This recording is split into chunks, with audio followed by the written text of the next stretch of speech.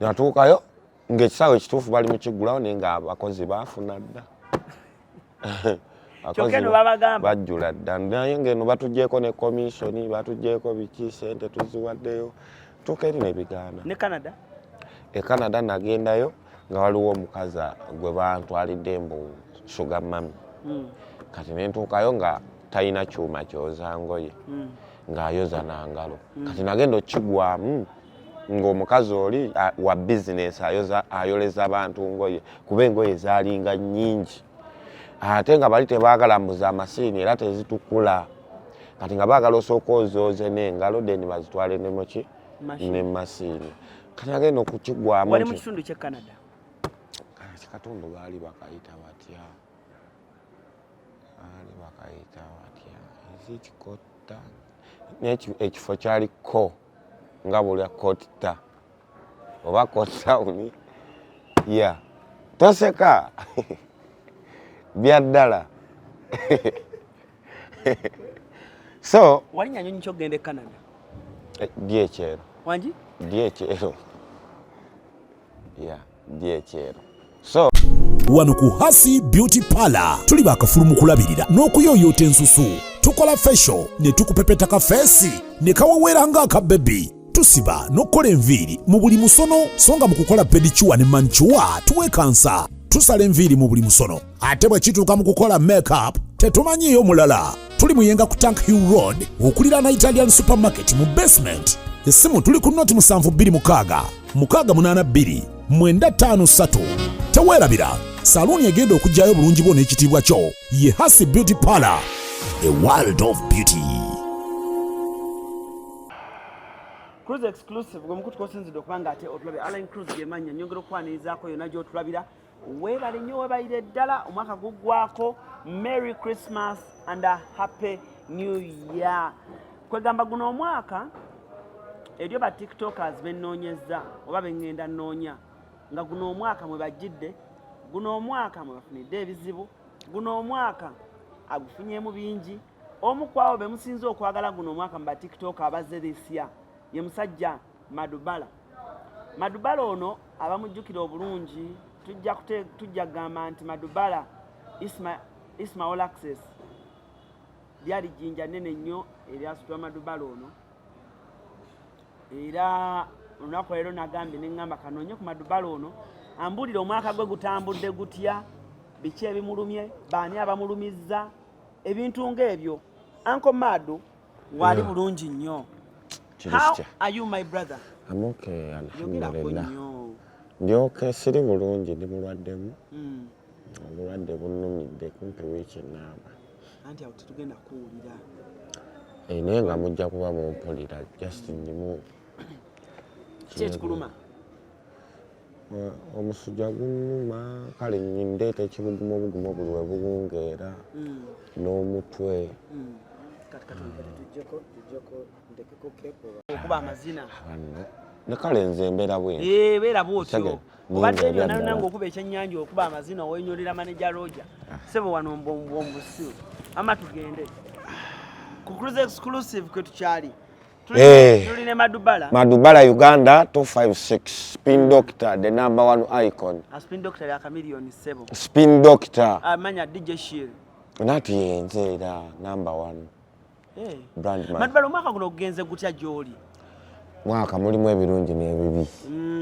Owulira nti some people abantu abakuliraanye kale nze ensi enkubye ekyensobola okugamba nti abantu abakuliraanye alani basobola okulaba nange ne balowooza onfunako nnyo, okay? Naye ng'ate ggwe tonfunamu. Naye ng'abantu abali ewala be bafuna ate mu nze. Naye nga nze nkola nnyo okulaba nti Madu akola ki aba bulungi.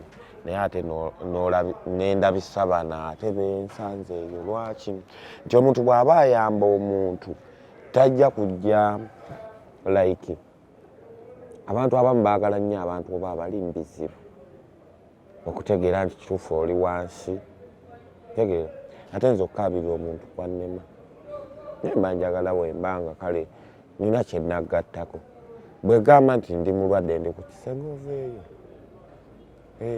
saagala kubeerako nnyo onkyekingako nga nange bwe nkukyekingako omuntu gwange oli bulungi naye nkugambye ndi mulwadde obiyita byakusaaga kyo abantu abamu bagenda fiira mu mayumba mwana ani gwe wagambye oli mulwadde n'abiyita ebyokusaaga webali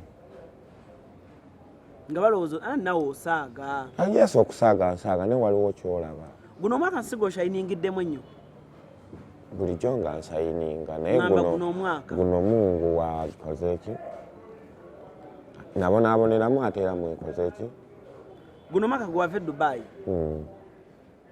ne Madubala soke tunyumyeko wamma ku mbeera y'ekyeyo ky'e Dubai omuvubuka kati waliwo omuvubuka ali wano e Kampala bagwe nkuulira nnyo ng'ogamba nze ekyeyo kyagaana naye nkomawo e Kampala ne mbeera blessed Madubala sooka otunyumizeeyo ku bulamu bw'e Dubai ku muvubuka atalina mulimu kitambula kitya obulamu bubeera butya sooka otubeeremu olunaku bwe lutambula abantu abamu bafera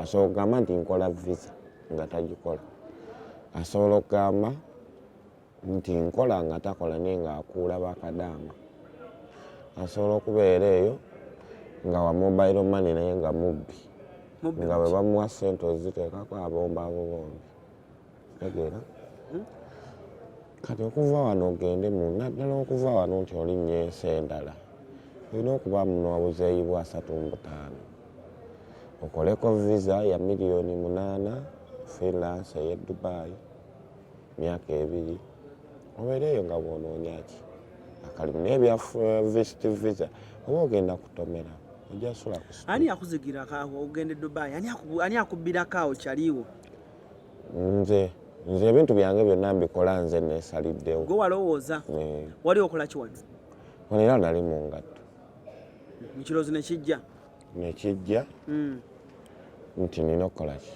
kankyuse ngende nnoonye eri nnyingi ati munnange nekigaana ekyagaana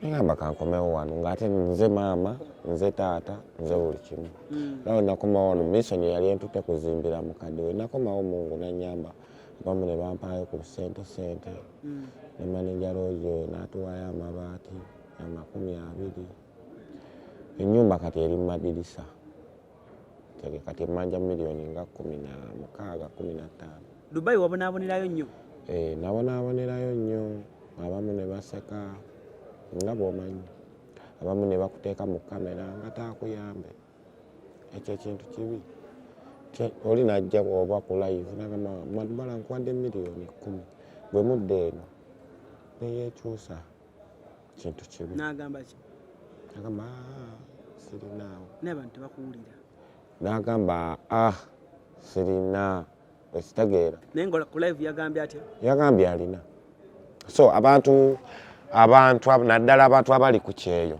nga gw'oli wano Uganda oba ali mu US oba Canada kubanza ab'e Canada nabalozaako ab'e Dubai nembalozaako ab'e Qatar nembalozaako wagendako e Qatar wano ku World Cup nga ggulawo nga batugambye mbwe emirimu gyegiri neŋŋenda nenkozesa visa neŋŋenda era nenkomawo nenjiza e Dubai nenfuluma nga biganye so abantu abafuluma wano bw'oba ogenda mu nsi z'ebweru mwetegereze nnyo wagendako e Qatar byonna ze ntambudde watuukayo n'olaba ki natuukayo ng'ekisaawe ekituufu bali mu kiggulawo naye nga abakozi baafuna dda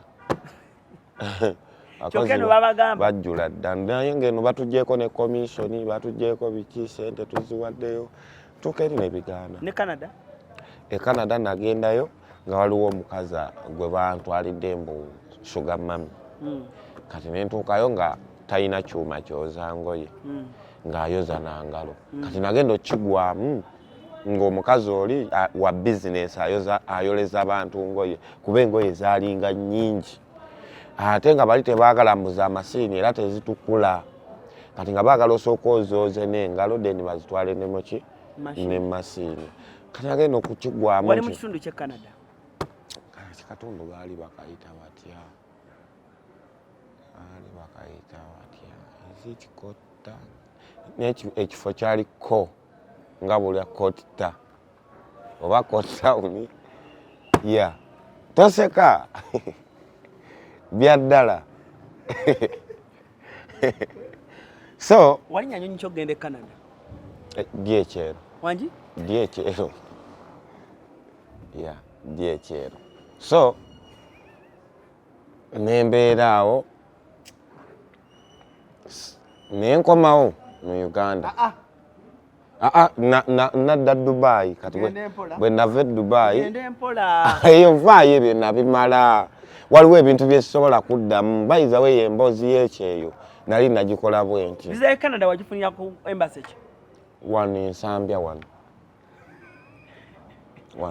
ku American embassy no kati nafuna buloko manyi birimu ba buloka kati bwe mufuna ate nengende kamwokyaawo nga ku Pride kati ne wabawo era buloko omulala manyi ebintu byekyeyo birimu ba buloka bangi biringa wolaba oli wagamba kati tugenda wa Museveni kati nofuna tiketi nfuna tiketi byonna tiketi bali baziseera bangamba mweringa milioni 10 unatukayo omukazi nangamba mweringa milioni 16 something nosasula ye yasasula omukazi kati nze nayo noona ngeri kinkutte nentumye newaka bonna ne bategeza mukosa ennyonyi mwakebera ennyonyi zonna Fly Emirates Caesar nazona ne musalawo nnyonyi ki DHL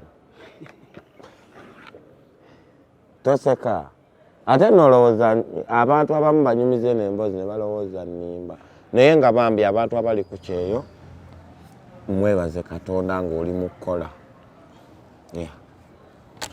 ffe tugenda motoka eri ne batandika celebrity waffe alani waffe madubala waffe obufaananyi ne babujjayo otuwulira bulungi awo vidiyo ne bakwata selfie which age kati eyokubiri nenze Canada mbadde njagala nkuyambe kuba visa erako ekyaliko visa yaggwako omukazi yankutulako bakwayabanga ki baali bagenda nakumpa akatabo Canada omukazi we yalabanga ntandise okubeera n'abakazi abalala like nga ntandise okukwata emikwano gyeri n'amala n'agijjamu Canada bali bagenda kuwa akatabo baali bagenda kampa wama madu Canada naye wabaawo nga visa yo bali bakolede visa ya banga ki baali bakoze emyaka ebiri Canada navaayo nga teginnaggwako nga njagala katabo kati visa ya Canada ebeera nga zino eza Dubai bakuba mu katabo tebibanga bino bya Dubai bakuba mu katabo nobeera ku garanti lubanga mwaka nga ebiri ng'olyoko kati akatabo bw'okafuna nobeera seto ekitegedde nobeera ng'oli seto nga toyagayagambwa ate bagenda kunkwata kalasi kati waliwo bano tuyita ba street boy kiki walaba Canada ekyakunyumira Canada kyenanyumirwa Canada nti abantu bali byabwe people they are there nga bali their things because I've been there nga I'm running my life but when I started looking the job nze nga nze on my own. Yes. I don't know people, Ugandan people, they are there. They can't believe that you can get a job in Canada. Yeah. Bamalamu amaanyi. Ekitegeera. Kati waliwo n'abasiraamu abali eri nga they don't want to know whom are you. Ekitegeera. Nga gwe omugamba ye musiraamu oli w'e Masaka lwaki onywa omwenge. Nga ajja kugamba fuck you. Do you know me? Ekitegeera. Kwegamba abantu bwali nnyonyi blood bino bikasasiro byammwe byobadde omumanyi. They are there but they don't mind. They don't mind their selves. They don't want to know. They really appreciate what God gave them, you know? Yeah. So nembeera eyo nga I'm so desperate. Yes. Was it so cold? Did you experience the winter? That country, I experienced the winter. You did what? I experienced the winter. Yes. So, how was the winter? Madubala, just us about the winter in Canada. When I reached Canada, I used to buy a jacket. We have this whole jacket, yeah?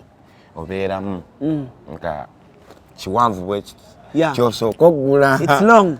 Yes, it's Kati long. wotoka wali. Now I need these Canadian people to understand. They really get your point right. Let's use English. They have to know, because when you from Uganda, Uganda will have a good weather. But when you reach at Canada, at first in the airport, those airports, you started feeling the weather, cold, a cold weather. You know, you have to. There is on that airport there is a jacket, there is a wool coat, there is something which is like even if you are on the street, yes, you can sleep there. Yeah. Hey.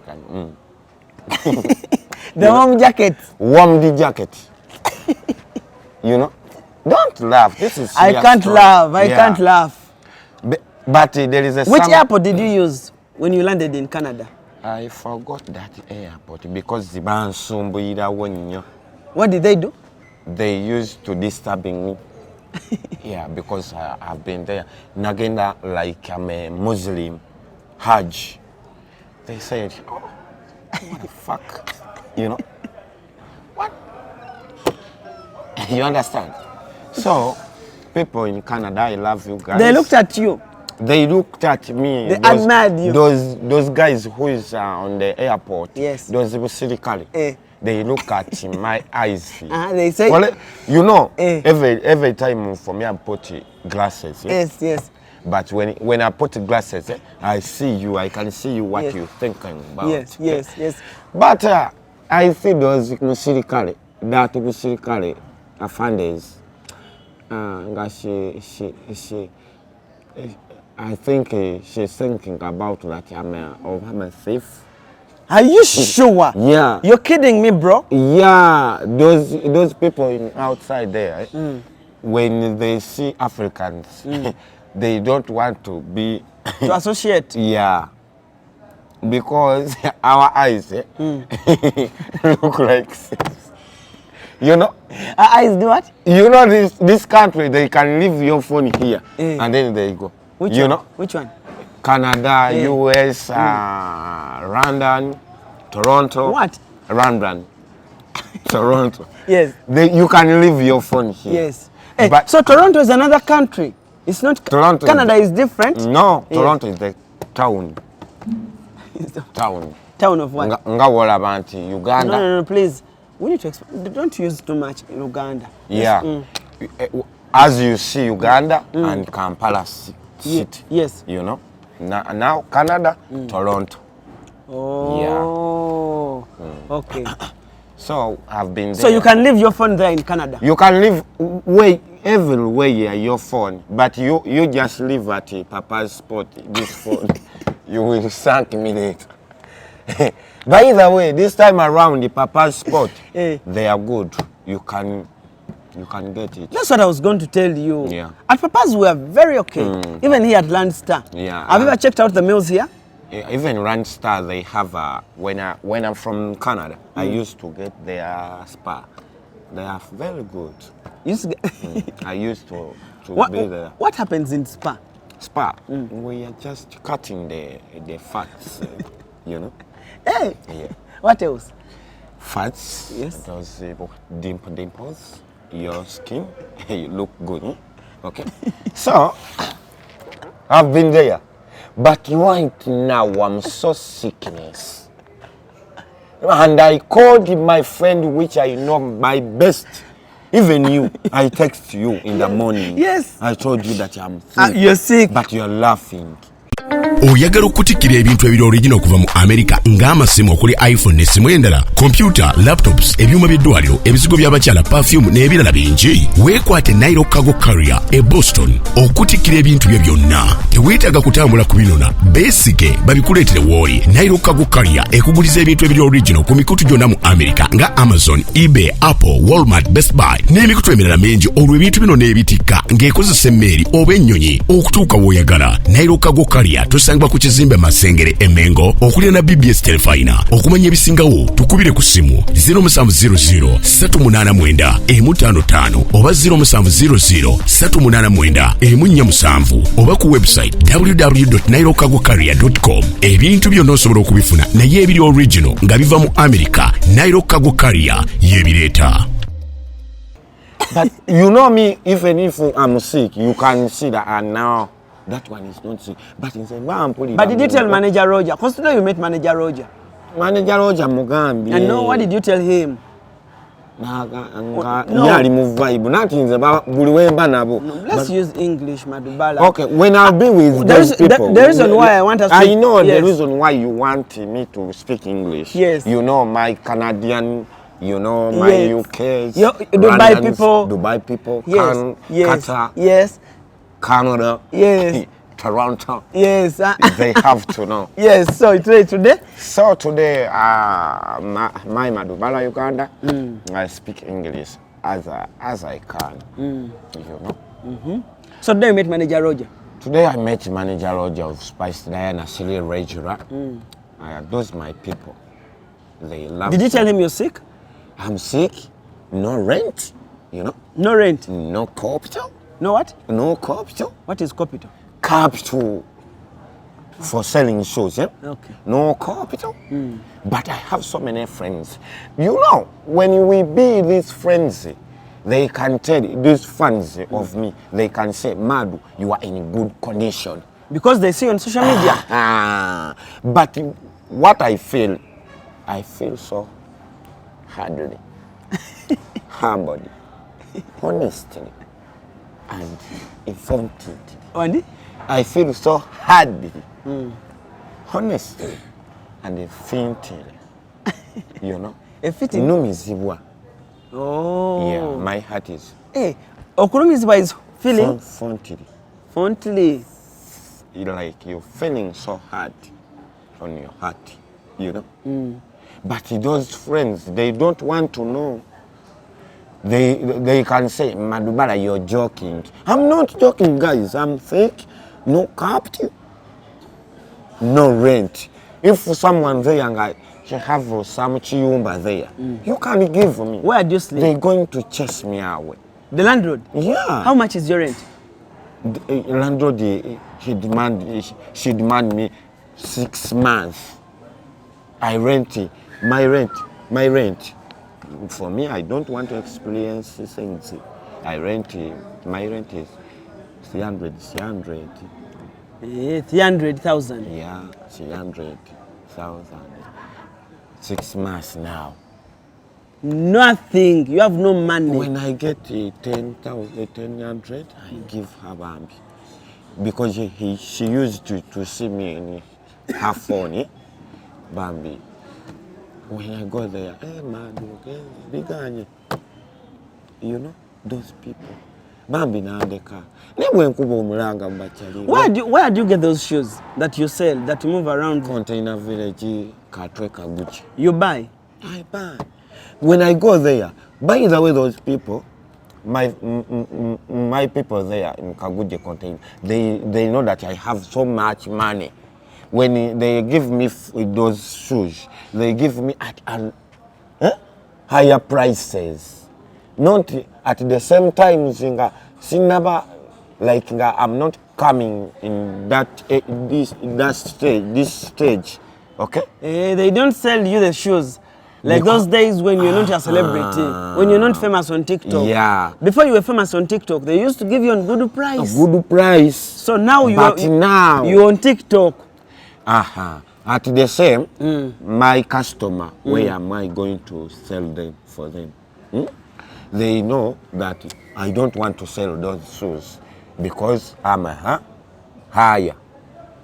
No, I tell them they too much money. Even customers don't want to buy your shoes because in your neck. Yeah, because even me I brought for too much price. That's why I tell them those money to give me, but they don't want to buy. You don't want to beg on the road. You work so hard to survive, but even the clients say your prices are so high. You know. But you Ugandan people, I kneel down on my knees. Alan, this is my interview to beg my friend to come back because they promised me they don't want to give me. If you are there and you are promising me, please, I beg you, come out. For now, let me kneel down. Do you want to go back to Ekyeyo? I can go back if someone having job. Which country? Any job, any country. Dubai. Yeah, but I'm from here with my visa. I don't want to go with visa. I know what's happened to me. What happened? I've been there in Kitanda, those bed space.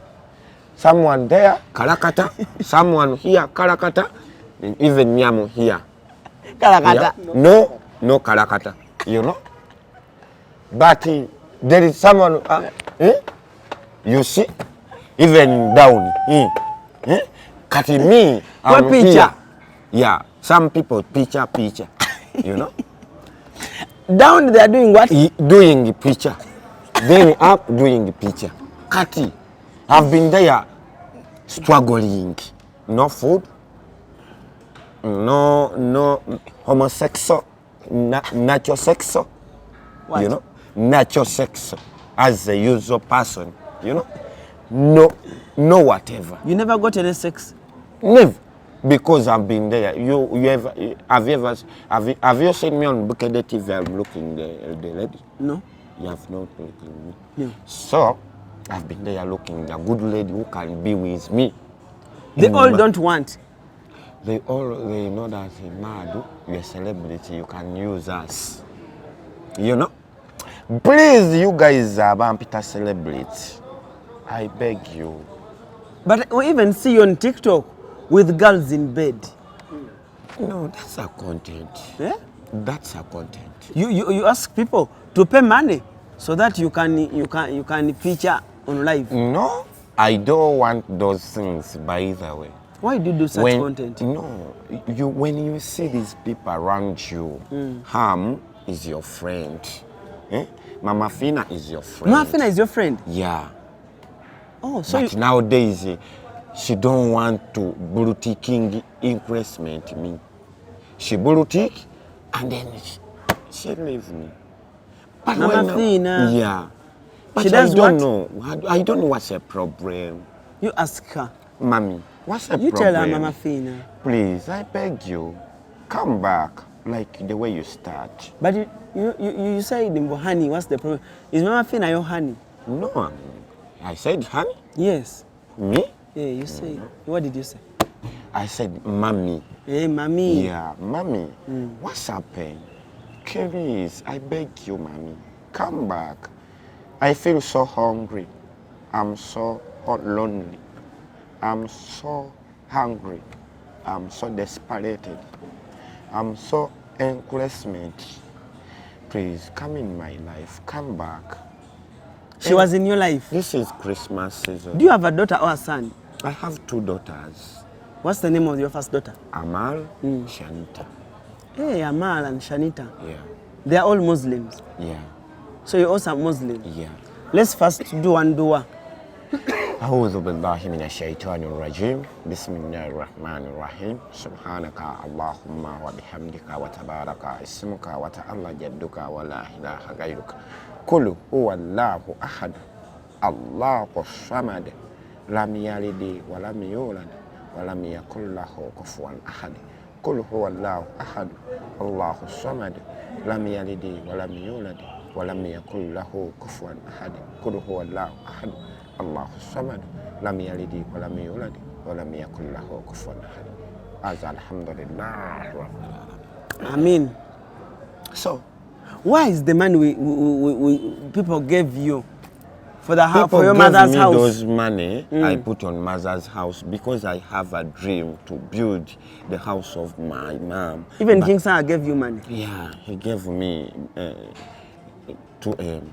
2 million? 2M, yeah. Okay. Even Spice Diana gave you iron sheets? Iron sheet, 20 iron sheets. Yeah, even. But you people who loves me at first, come back. We finished our house. Yeah. So the house is not complete? No. Oh. I'm focusing for my children, I'm focusing for my mother, I'm focusing for my house, my mother's house, I focus for my rent, I focus for my capital. Now, where are those people that gave you land? The people that promised you land. They refused. They take their land. They use me. After using you? Yeah. Madubala. Where do you think the problem is coming from? In all Madubala's problems? The problem that they want to use me. People want to use you? Yeah. For me, I don't have any problem for those people. First give your number to these people. For anyone who wants to... Let me first call them to come back. Because if you're still loving me, please come back. I finished my mother's house, I go back. Because when I finished this house... Where is your mother staying? Masaka. Masaka? Yeah. Which village? Kalungu. Kalungu. They know her as Mama Madubala? Yeah. Lukwago's Press, Kabungo. Your neighbors? Botuke Kabungo kuchisawa waggulu awo. Yeah. Wamuzimbira? Azimba tennagwa. Kulusumu yatusuubiza amabaati. Teyakuwa? Tanaba. Kingisa yatugamba Madu byonna bikwase Kingi. Katusabe. Naye bonna bambulu. Ne Kingi yakuwa. Kingi yakuwa. Yangamba Madu. Leave it to me. Chindeke. Yakabadde mu concert. You know. Hamu mba ngendayo fulufiga nankuba ekikono. Ate yakuba atya? Hamu yampita. Se yakutwalayo. Hamu yampita. Ngamba fulufiga se yakutwala. Ichuli nga tannafa Eyantwala. Anti ogamba nti fulufiga yakuba nga tokakasa. Nedda. Gamba bangamba ne tokakasa. Kati nembeera awo nga ndi so desperation. My life is so inquestment.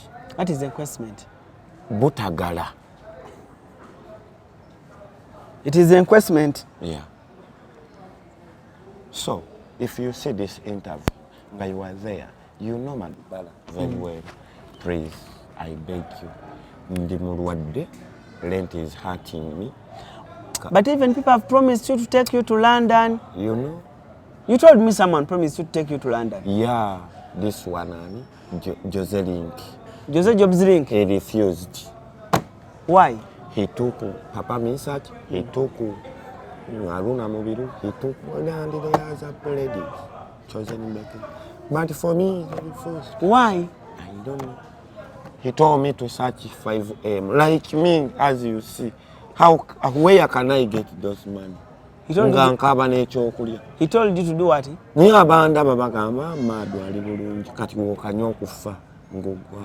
He told you to search for what? 5M to go there. Then, to go in London? Yeah, then into carry Newambe. Nengebyo bikyaliyo. Nze nakowa ebintu by'okwewambira mu setali yawe. Nali newambidde yawe Canada ne Dubai. You know? Waliwo wambidde Canada? Nga ngambye ekijja kijje ng'abantu abaana bava ku bizimbe bagwa bafa. Pozi Canada, Dubai wagenda mwaka ki? Dubai gye naggukira. So which year did you go to Canada? Nga COVID yakagwagwamu awo. When was that? 2021? I think 2021 Makati. You went to Canada? Then, how long did you stay in Canada? Namalayo gumu kitundu. 1 year and a half? In Canada? And you came back? Nasirudde ewe Dubai. Most vegire emyaka esatu. Abantu community ya Canada yakutegeera nti wazze. Yantegeerera n'obufaananyi baabujjayo nga bw'obimanyi. Baabujjayo wa? Celebrity atuuse mu kitundu. Baabujjayo wa? Toronto awo mu katawuni wansi. There is some katawuni. Kalinga ka ghetto. Bakayita bati. Batutwala bannayuganda babeera awo. Okitegeera. Selfie, video. Ndaga ku bufaananyi. Nabi just not when nava ku Kyeyo.